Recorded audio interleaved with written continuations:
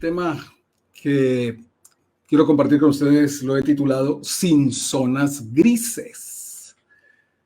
Sin zonas grises. Dígale al que está al lado suyo, sin zonas grises.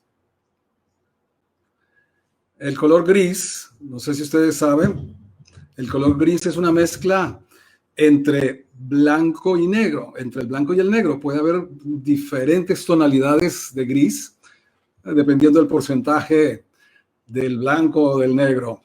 Pero me llamó mucho la atención que es un color neutro o acromático, lo que significa literalmente que es un color sin color. Eso me dejó así como, wow, uno siempre habla los colores, la vida, el brillo, ¿verdad? Que le infunden los colores, pero el color gris es un color neutro, acromático, dicen los entendidos, es decir, un color sin color. Y siempre está asemejándose a las nubes cuando están bajas, densas, sombrías, el color de la niebla, el color de la ceniza. Y bueno, empezamos en estos días el estudio, la meditación de la carta a Santiago, y realmente en Santiago vemos cómo rompe esquemas del tal vez el patrón que usa las otras cartas, porque Santiago es como el dermatólogo. Santiago es como el dermatólogo. Ustedes saben que va al grano y Santiago le apunta a la práctica de la fe que profesamos. La carta a Santiago la han llamado la carta los proverbios del Nuevo Testamento. Algunos la han considerado así. Pero estando haciendo los oficios varios, de los cuales nos vamos a graduar después de esta cuarentena, escuché como esa frase, tiempo de definiciones. Este tiempo de definición. Y por eso vino esta enseñanza sin zonas grises. Y vamos a ir rápidamente a varios aspectos. Primero que todo, sin zonas grises en la vida devocional. En referencia a la oración de petición. Usted sabe que hay varias clases de oración, varios tipos de oración. Y está la oración de petición. No es la única. A veces nos hemos acostumbrado solo que la oración es pida, que pida, que pida, que pida, que pida. Pero no, siempre, no es la única. Está el tipo de oración de acción de gracias, la alabanza, la adoración, la exaltación, pero está también la oración de petición. Ahora, cuando usted vaya a orar pidiendo algo, asegúrese de que tiene fe por lo que está pidiendo. Vamos a mirar, leemos en el capítulo 1, versículos 5 al 7, en Santiago, vamos a estar prácticamente en Santiago. 1:5 dice, si alguno de ustedes tiene falta de sabiduría, ¿cuánto levanta la mano? Me falta sabiduría. Pídale a Dios, el cual da a todos abundantemente y sin reproche, y le será dada. Pero, aquí está, pida con fe, no dudando nada, porque el que duda es semejante a la onda del mar, que es arrastrada por el viento y echada de una parte a otra. No piense, pues, quien tal haga, que recibirá cosa alguna del Señor. Pudiéramos decir, pedir a Dios sin fe me mantiene en la zona gris de la duda. Por ende, no recibiré cosa alguna. Está escrito clarito, clarito. Entonces, cuando se pide sin fe, se convierte en un rezo. La oración de petición sin fe se vuelve un rezo. A veces se enfatiza mucho en la cantidad de la oración, el tiempo, pero yo creo que aquí, según esta palabra, el énfasis está en la calidad de la oración. Con fe. Muy bien, ¿por qué? Porque sin fe es imposible agradar a Dios. Eso lo leíamos estudiando, meditando en Hebreos 11:6. ¿Ya? Sin fe es imposible agradar a Dios. Ahora, quiero aclarar algo. No significa que Dios te rechaza, que Dios te deja de amar. No. Pero como vivimos para agradarlo, entonces la fe que Él nos ha dado, esa fe la debemos poner usar allí, sobre todo en la oración de petición. Bueno, avanzamos. Hay otras cosas más que tal vez volveremos porque la carta de Santiago tiene muchos énfasis en la vida de oración. Pero en cuanto a la vida devocional también está la palabra.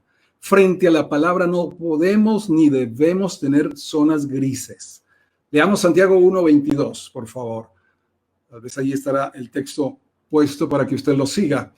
Santiago 1:22 dice, pero sed hacedores de la palabra y no tan solamente oidores, engañándoos a vosotros mismos.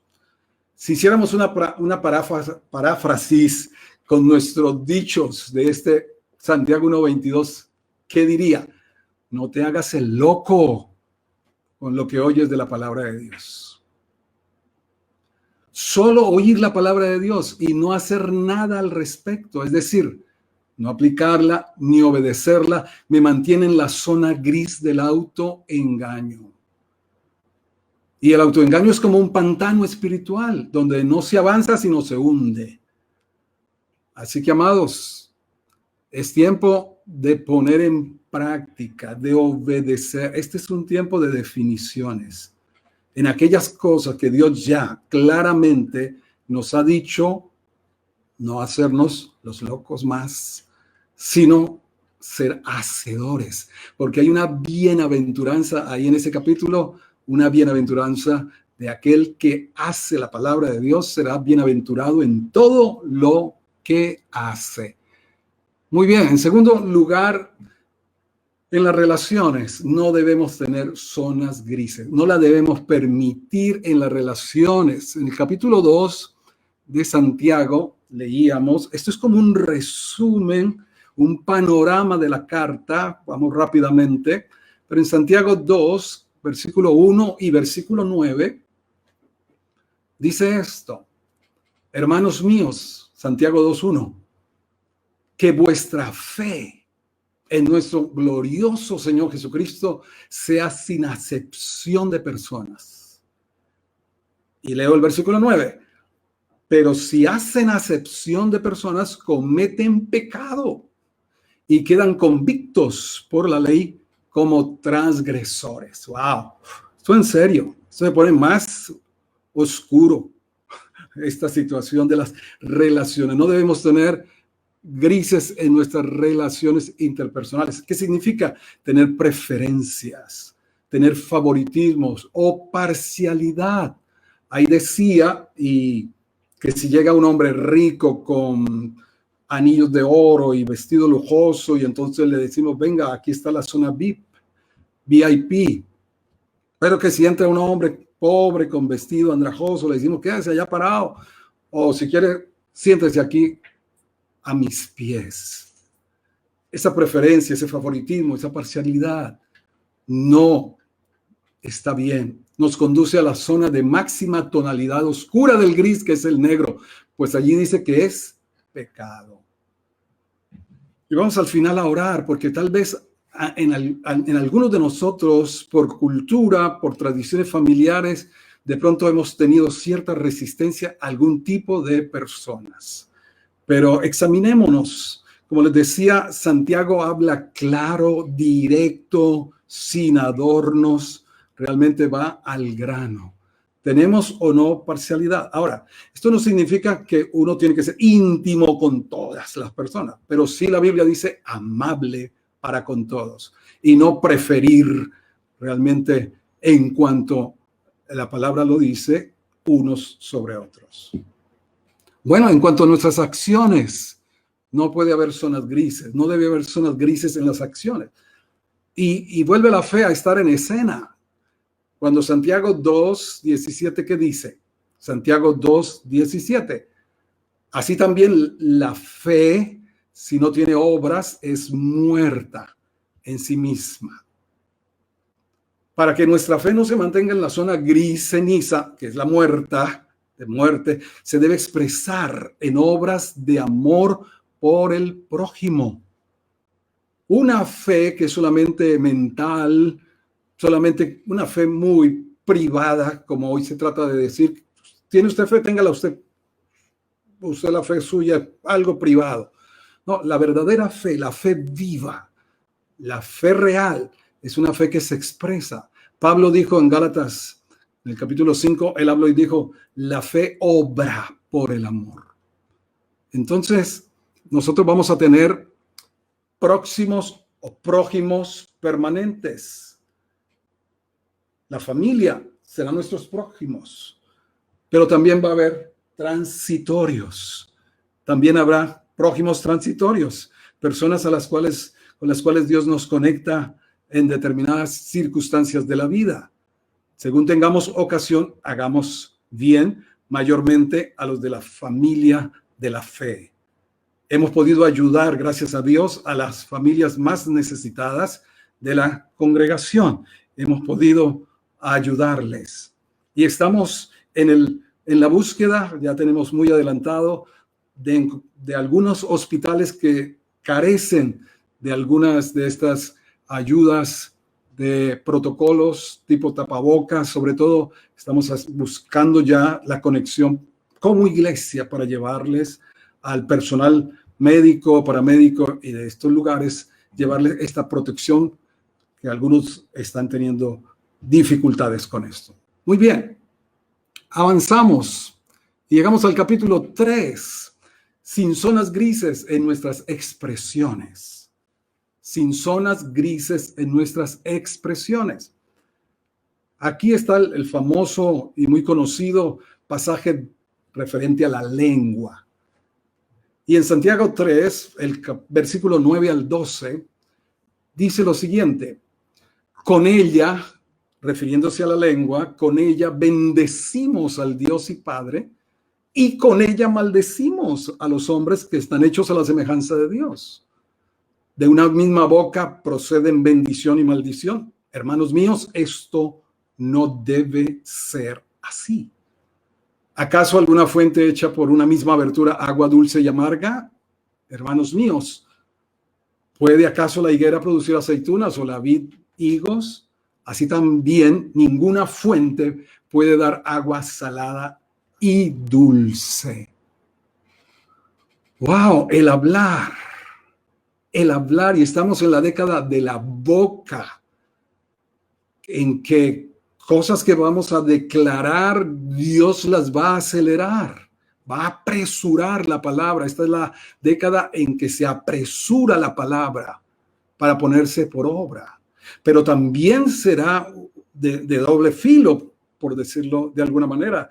Cosas negativas que se expresen también van a correr mucho más rápido. Así que no debemos tener mezcla que nos mantengan en una zona gris. Yo llamaría de bipolaridad espiritual. Santiago diría de hipocresía, porque ¿cómo es que se bendice a Dios con la misma boca que se maldice a las personas, a la creación de Dios? Escuchamos en el Día de la Familia, el viernes, hablar a Craig Hill. Los que tuvieron la oportunidad escucharon acerca de ese principio que han mantenido los padres judíos en cada viernes de la noche, en la noche, se conoce como el inicio del Shabbat, como comen juntos, pero allí mismo el padre judío bendice a su esposa, bendice a sus hijos. Es más, Dios está tanto y tan interesado en la bendición que pocas veces usa fórmulas, por decir fórmulas, porque nosotros los seres humanos tratamos de sacramentalizar las formas. Pero en Números 6, 23 al 27, el Señor dijo textualmente: así bendecirás a los hijos de Israel. Y les describe una declaración de bendición en ese pasaje de Números 6, 23 al 27. Y termina diciendo algo como esto: si tú los bendices, yo los bendigo. Y yo los bendeciré. Yo creo que esta ha sido una de las claves de la prosperidad, de la bendición, de que Israel siga siendo una nación que crece, que se desarrolla, que teniendo tan solo 72 años, está dentro de las 10 naciones más prósperas y del primer mundo. ¿Con cuánta frecuencia bendices o maldices. También tu propia vida, no solamente a los demás, al prójimo. ¿Cuántas veces te dices por algo, soy un bruto, soy una tonta? ¿Cuántas veces estás diciéndote verbal o mentalmente, soy un caso perdido? Conmigo Dios no quiere nada, etcétera, etcétera. ¿Sabe que hay un versículo en Isaías 65:16 que dice que nos debemos bendecir a nosotros mismos?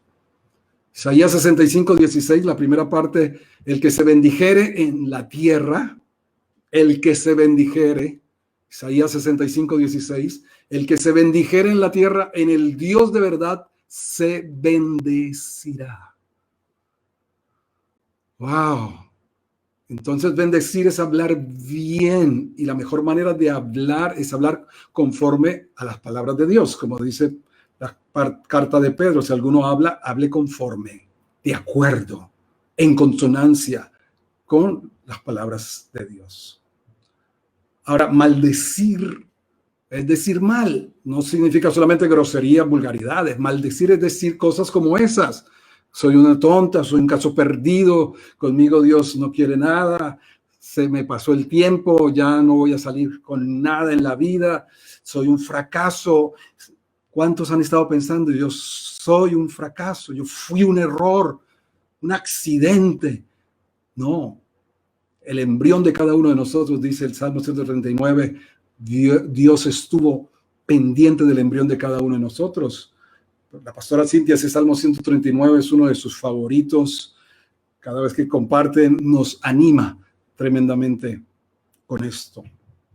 Ahora, por último, y ese es el texto de hoy, los que estamos siguiendo la lectura devocional en Santiago 4, llegamos al Santiago 4, y Santiago va diciendo las cosas sin anestesia. Y está diciendo algo así fuertísimo. Santiago 4:4 dice, oh almas adúlteras, ¿no sabéis que la amistad del mundo es enemistad contra Dios? Cualquiera pues que quiera ser amigo del mundo se constituye enemigo de Dios. Tiempo de definiciones. No podemos pretender ser amigos del mundo en cuanto al sistema materialista, anticristiano, como estar de acuerdo con las ideologías en contra de la vida, en contra de la familia, y pretender ser amigos de Dios.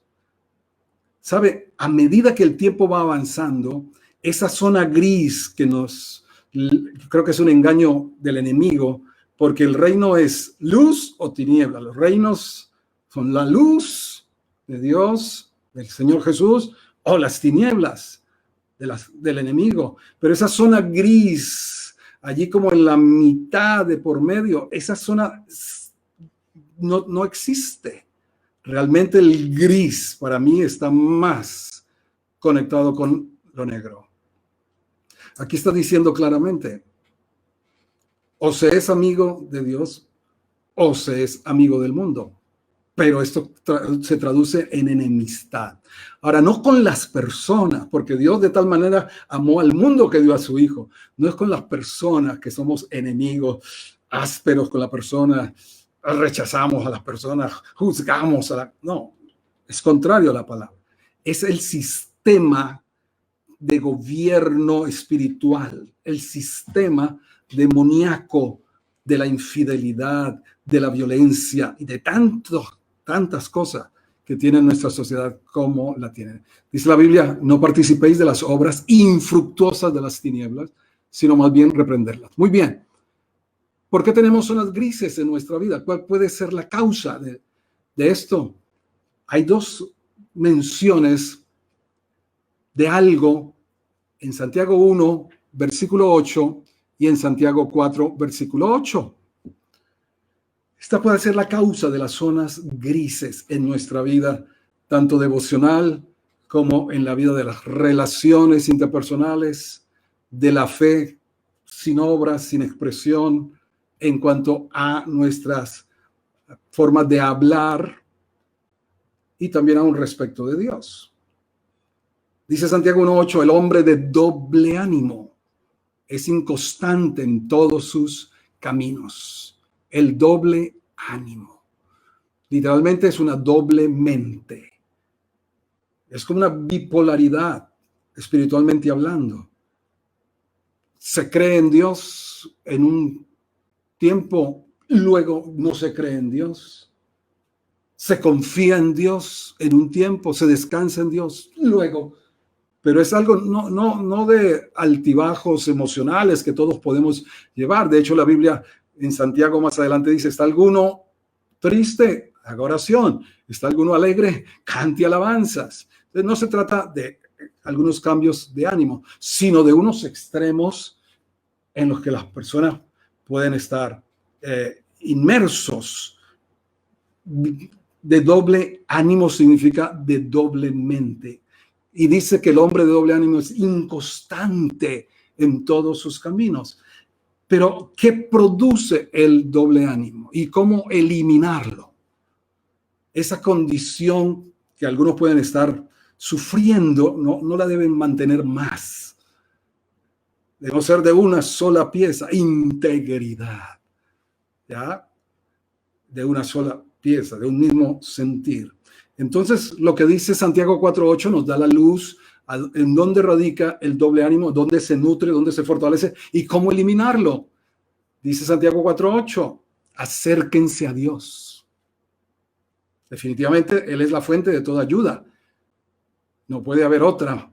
Acérquense a Él y Él se acercará a ustedes. Pecadores, limpien las manos y ustedes, los de doble ánimo, purifiquen vuestro corazón. La raíz del doble ánimo es el alejarnos de Dios. Lo que le da lugar al doble ánimo es alejarnos de Dios. Y podemos seguir en la iglesia y podemos ir a la célula, pero esa conexión privada, real, diaria, genuina con Dios, se puede haber bloqueado hace rato, hace tiempo. Y entonces solamente oímos de Dios lo que por boca de otros llega, pero no estamos escuchando a Dios. Por eso los devocionales deben ser privados. Cada uno debe escuchar. Cada uno tiene el privilegio de oír a Dios, de conocerlo. Predicamos no hace mucho tiempo acerca de las mejores noticias del Evangelio, es el nuevo pacto. Y allí dice que desde el menor hasta el mayor le conocerán. Y no habrá necesidad que nadie enseñe a su prójimo, porque él pondría sus leyes y sus mandamientos en la mente y los escribiría en el corazón. Pero cuando nos vamos paulatinamente, porque en esto es que poco a poco nos vamos a ir alejando de Dios, entonces entra esto como algo espiritual, como una fuerza espiritual para crear ese doble ánimo, contaminando el corazón, porque dice los de doble ánimo, purifiquen vuestro corazón. Todo lo que me aleje de Dios estará contaminando. Y una de las expresiones de la contaminación espiritual es el doble ánimo. Entonces, ánimo, animados para acercarnos a Dios. Y Él ha prometido algo hermoso. Él se acercará a nosotros. Tiempos de definición en los que estamos 100% para Dios. Me gustó mucho una expresión en la Nueva Traducción Viviente del segundo libro de Crónicas 16:9. De la Nueva Traducción Viviente dice: los ojos del Señor recorren toda la tierra para fortalecer a los que tienen el corazón completamente comprometido con Él. Estar completamente comprometido con el Señor es estar en amistad con Él y en enemistad con el mundo. No hay lugar para otro compromiso. Cuando el corazón está completamente comprometido, no hay lugar para el doble ánimo. No le entra la contaminación. Los ojos del Señor están recorriendo la tierra para fortalecer a los que tienen el corazón completamente comprometido con Él. Segundo libro de Crónicas 16, versículo 9. Vamos a orar con base en esto. Tiempos de definición. La palabra del Señor viene para confrontarnos y animarnos, nunca para condenarnos y excluirnos. Pero necesitamos pedir al Señor perdón. Antes que nada, en alguna de estas áreas usted reconoce que tiene grises, que ha permitido esa zona gris allí en su tiempo de oración, de petición. Usted solamente habla, pero no cree lo que dice. Puede decirle, Señor, perdóname por no agradarte. Perdóname por no usar la fe que tú me has dado, porque me has dado fe. Todos tenemos una medida de fe. Y te has hecho el loco con algunas cosas que Dios te ha hablado a través de su palabra. Pide perdón por la desobediencia. Pídele perdón.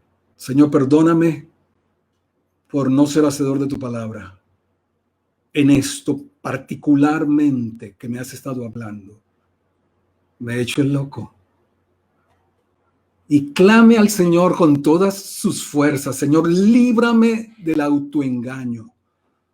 Es una de las peores condiciones, más tristes, el autoengaño. Porque es considerar que todos los demás están equivocados menos yo. Autoengaño. Señor, quebranta en el nombre de Jesús toda cadena de autoengaño. Líbranos. Si por la desobediencia le damos lugar al autoengaño, Señor, líbranos. Hoy nos arrepentimos. Dígale, Señor, yo me arrepiento.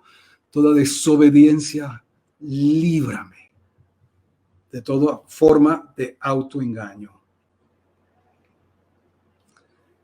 Si hay algo, y en algunas familias conocemos, sabemos, algunas familias por cuestión cultural, tradiciones, se sembraron unas semillas como de racismo, como que las personas de color, las personas, o tal vez de condición social diferente, las relegamos, las ponemos a un lado. Vamos a pedir perdón generacional por toda forma de discriminación racial o por condición socioeconómica. Todo lo que nos lleva a tener favoritismos, a cerrarle el corazón a determinadas culturas, aún personas que andan en cierto tipo de pecados, prácticas, y como iglesia las hemos marcado también, las hemos señalado, las hemos rechazado. Pidamos, Señor, nos arrepentimos, pedimos perdón por nuestras generaciones, por toda semilla de racismo, de favoritismo, de parcialidad. Que el amor tuyo llene nuestro corazón, tu amor llene nuestros corazones, para no discriminar a nadie por razón de raza,